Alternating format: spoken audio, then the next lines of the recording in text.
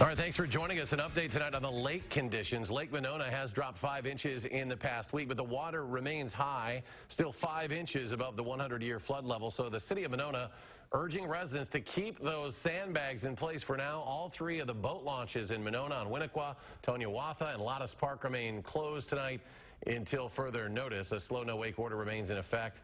With those high levels, keeping water back remains a high priority for the city. But last night, a thief made that a little more difficult, stealing 7 of 8 water pumps along the bike path next to Lake Monona. Amy Reed talked to the city today to find out what they know about the case so far. Amy?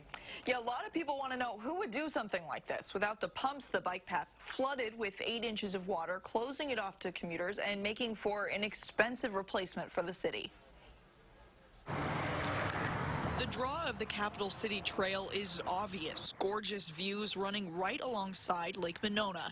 And the extra water isn't keeping people away. It's actually what drew Chris Beckett. The area is still accessible. It's still beautiful. It's actually interesting to see it at such high levels. That accessibility for Chris and others is made possible by large sandbags and constant pumping, something that stopped last night when the city said a thief stole 7 pumps along the path. It's just very disappointing,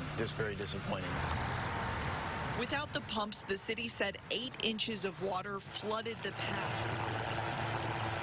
With new pumps costing $1,000, they got it dry and hope to keep it that way. We're looking at what we can do to secure them better, and certainly the police department's aware of this now, so they'll be checking in on them more frequently. So hopefully this won't happen again. The open path is good news to the many people who enjoy it every day, but they're still confused why someone would do this in the first place. I don't see what value a pump would be to somebody to steal, but obviously it's doing a lot of value keeping the paths dry.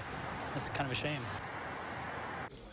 Police are hoping to use security footage from the Monona Terrace to find who is responsible, but they could still use your help. They ask you to call if you see anything suspicious. Amy Reed reporting in our news center tonight. Amy, thank you. State officials